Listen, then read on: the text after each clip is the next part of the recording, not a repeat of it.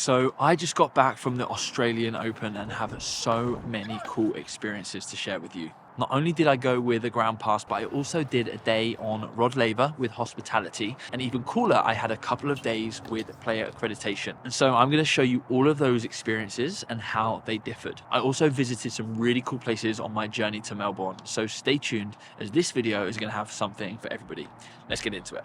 First, a quick intro on how this trip came about, as I honestly never thought I'd have the opportunity to visit Australia. But with a huge thanks to Asics, this trip was made possible, as they invited me to the Asics Tennis Summit in Melbourne from the 9th to the 13th of January, which is during Qualies Week. I decided to extend the trip and to make a bit of a holiday of it with my wife, as she never usually gets the opportunity to come with me on these cool trips. Our plan was to fly to Singapore to break up the journey, stay there for 4 days before flying to Sydney to stay for another 4 days.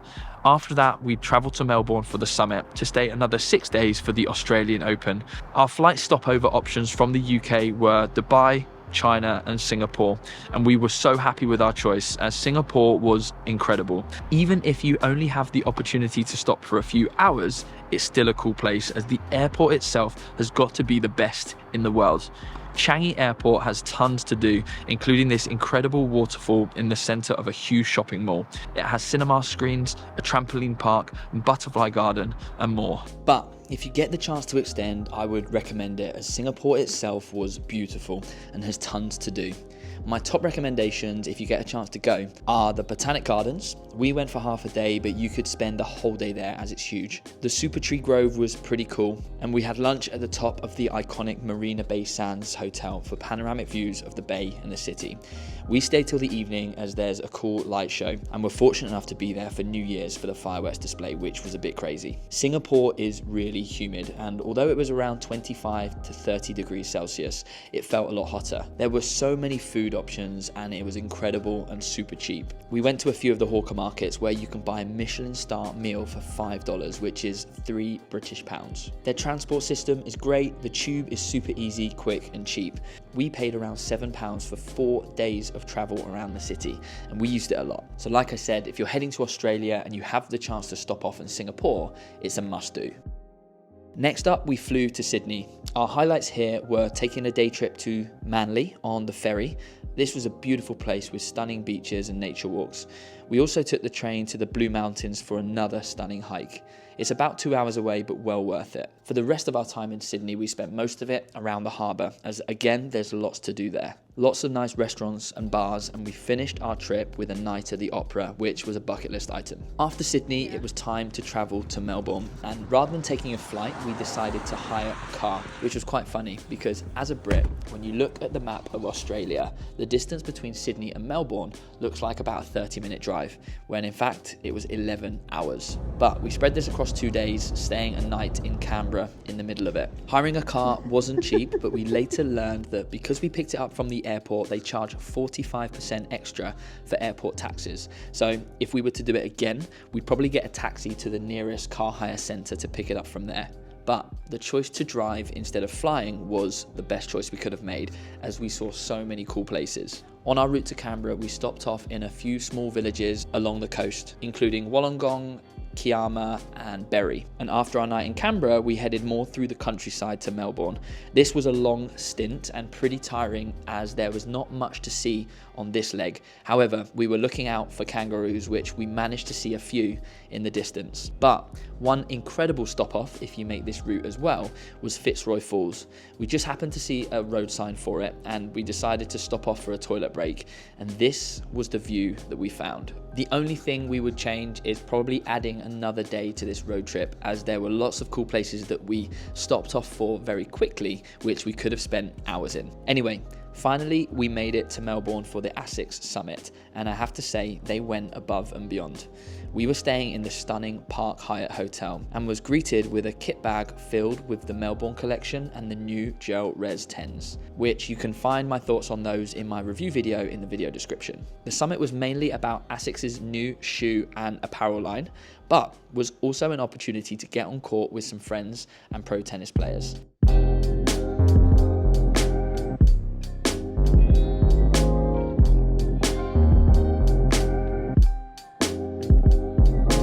Here it is.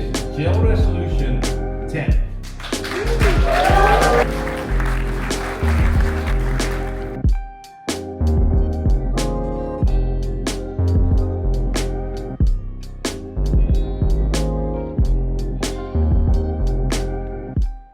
As a part of the summit, we visited Kooyong Tennis Club, which is a historic venue which actually used to host the Australian Open. It's got 51 tennis courts, including these incredible looking grass courts. Sadly, we didn't get to play on those, but we did play on the hard courts. I actually only hit 5 balls as I was recovering from a broken rib, but the 5 balls that I hit were actually with Lorenzo Musetti, which was pretty nuts. And of course, it ended with me dumping a volley in the net. As well as this, we did a 6:30 a.m. yoga session on the hotel rooftop court, which was really nice, but not nice for my ribs. And on one day, we did a breathwork session, which was quite interesting. It actually got me feeling pretty dizzy, but afterwards felt incredible. Not only did Asics set up these really cool experiences, but they really looked after us with dinner as well. Each evening we went to a different restaurant, all of which I definitely recommend. We went to Chin Chin, Stoke House and Yokimono. And so if you're in Melbourne and you fancy a really nice meal, head to one of those 3. All in all, the Asics event was incredible. So a huge thank you again to their team for the organization that went into it and the memories, as if it wasn't for your invitation, I probably would never have gone to Australia. Thank you. Finally, before I get into the Australian Open itself, I've got a couple of Melbourne recommendations for you. First, trams are free in the city centre and very cheap outside of the city centre. You just need to get hold of a card that you top up from the local supermarkets. On one of the days we had free, we went to a beach town called St Kilda, which had a really cool vibe, sandy beaches and a nice place to get away from the high-rise buildings in the city. And of course, you've probably realised by now, I like to get outside in nature. And so if you're the same, you've got to visit the Botanic Gardens. Just like in Singapore and Sydney, they were beautiful. Melbourne as a place as a whole is the ideal city in my eyes, as you have 3 very different elements: the city, the sea, and nature. And so if you're planning to going into Melbourne for the Australian Open, make sure you stay a few more days so that you get to see some of these sites. We stayed in an Airbnb in South Melbourne. I'm not going to tell you where exactly it was, as I might want to stay there again next year, as it was ideal. It even had a tennis court. Sorry to tease. Anyway, now the part you've been waiting for, the Australian Open. My first experience was actually an exhibition event called Red Bull Baseline, held on Rod Laver Arena during Qualies Week. As I walked in, the energy was incredible, even though the arena was only half full. The court's capacity is just under 15,000, pretty much the same as Centre Court Wimbledon, but it felt completely different, way more intimate. Even the back row felt close to the action. Similar to the UTS Tour events, matches are short, so I got to watch a lot of players in a short amount of time. A DJ was playing music in between points, which was fun for this style of event, and loved that on the scoreboard they showed the players' heart rates. Tickets for this event cost $20, which in UK money is £10. And during this week, there were a few other exhibition matches with a similar style, like Popperin versus Sinner and an evening with Novak. Considering that the tournament hadn't even started yet and the crowd was only half full, I was already really excited about the actual event. Before my next trip to the grounds for day 1 of the main draw, I was looking online at ticket prices for qualifying week.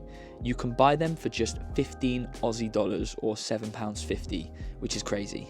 Even for main draw, unlike the other 3 Grand Slams, tickets were easy to get hold of online. Ground passes were available even on the same day that you were looking at going, and you could even get hold of Rod Laver and Margaret Court tickets too. I absolutely love that it's so accessible, and just wish that Wimbledon was the same rather than selling all of their tickets for corporate hospitality. Talking of hospitality, we had one day in one of the lounges along with tickets for the Rod Laver Arena, which is where I spent most of the time. Although it was nice to have a space to relax in, I honestly never made the most of hospitality, as I'm not a drinker and I want to be watching the tennis. The match that was on was Zverev against Luka Poyel, and just like the exhibition event, even though we were sat halfway up the arena, we felt really close to the action.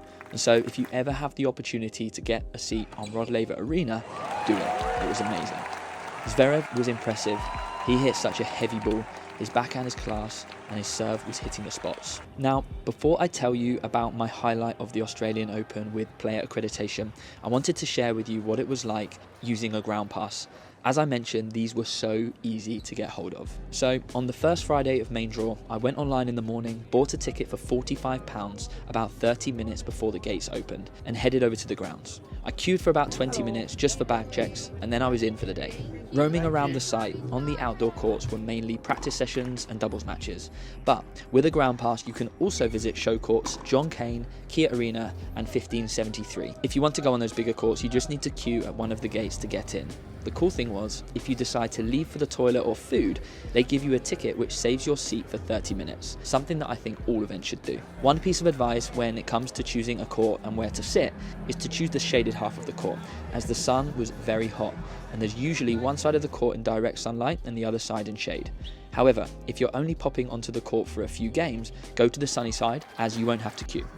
On these bigger courts, I watched an epic between Musetti and Arnaldi on John Cain Arena, and another great match between Thomas Mashak and Sunit Nagar.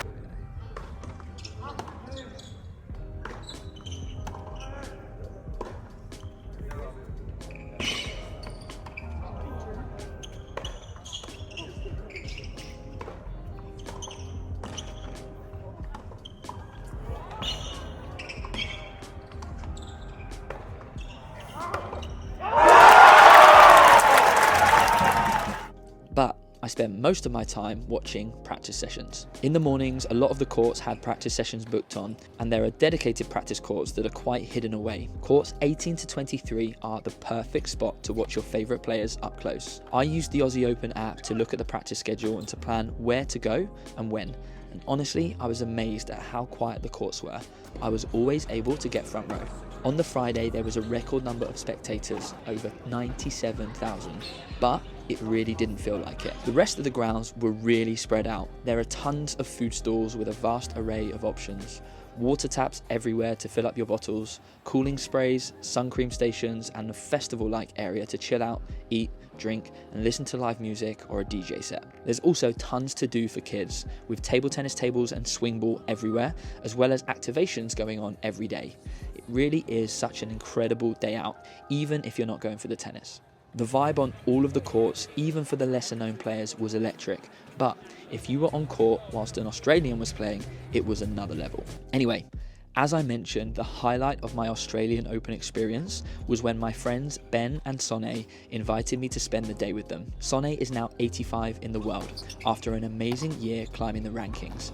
And her long-standing coach Ben is a best mate of mine, who I met many years ago on our very first coaching qualifications. Now, each main draw pro is allocated only 3 accreditations for their family and teams. Sonne really kindly gave one to me. I was her hitting partner. These accreditations are basically all access passes. We started the day on court for her practice, which was interesting as she was allocated to share the court with another player who happened to be her upcoming opponent. Sonne hit with Ben for the session. Nothing technical, just grooving strokes and getting a feel for the conditions, which were a little cooler than it had been as a storm was brewing. After the session, we headed into the players' lounge for lunch when it started to rain, and not just any rain, but monsoon style. As we were watching the thunder and lightning from the comfort of the players' lounge, this is what we saw. Not something you see at Wimbledon, but I'm here for it. I didn't take much footage of the players' lounge and areas to protect their privacy, but you can see how big and busy it was.